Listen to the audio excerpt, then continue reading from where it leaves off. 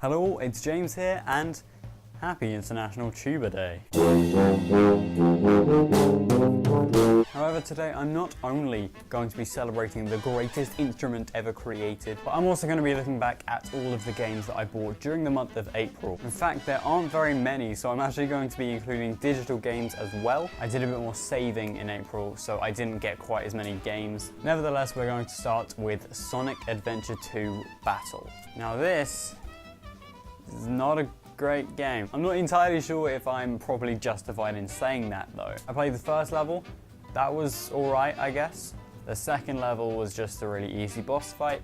And then the third level, where you play as Knuckles.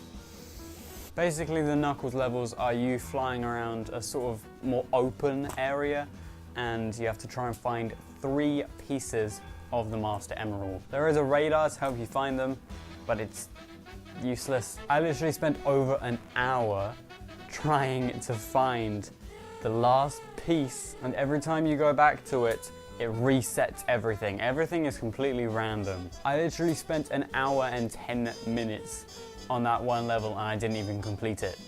That's more than the length of Madagascar. I haven't really got a long way into this game yet. However, I did play one of the Tails stages at some retro games convention I went to a few years ago. And even then, I wasn't particularly fond of the game. Sonic stage was decent though. I mean, that sort of era of Sonic, early 2000s Sonic, it's not really my thing. I played some of Heroes on PS2 and I really just didn't like that game. I'm getting very similar vibes from this. Then I got Donkey Kong Jet Race. This game is a really strange concept, but it's kind of fun actually. The controls in this game are very out there, I suppose. If you don't know, you shake the Wii remote to turn right, the nunchuck to turn left, and then both to jump. It's a really strange control scheme, but for what this game is, it's pretty entertaining. I mean, they definitely weren't trying to make this a new Mario Kart or something, so for what it was, I think it worked pretty well. And finally, of the physical games, we have Metroid Prime 3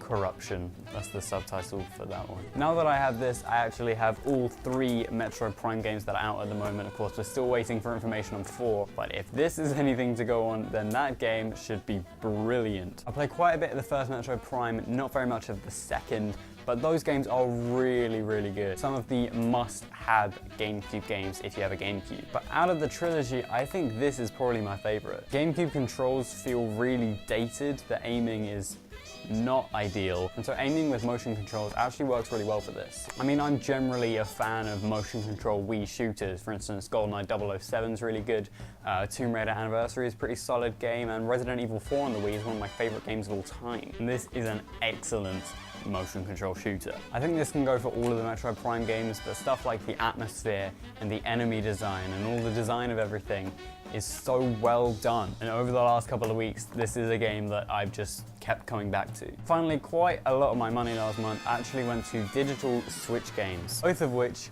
I actually already owned from my Xbox One down there. The thing is though, I'd much rather have them on the Switch, and neither of them are too expensive. If I remember correctly, the first one that I'm going to show you was actually on offer. First game being Enter the Gungeon. I don't know if you can even see that. But yes, I got Enter the Gungeon. Enter the Gungeon is an excellent game. It's so much fun. I don't actually know what the sort of genre for this is, but it's sort of like Binding of Isaac. You go around different dungeons, shooting different enemies, and then you fight the boss at the end, find so many different weapons, all of which are pretty much amazing. I think it's one of my favorite eShop exclusive games, so much so that I bought it twice. And the other game is Cuphead.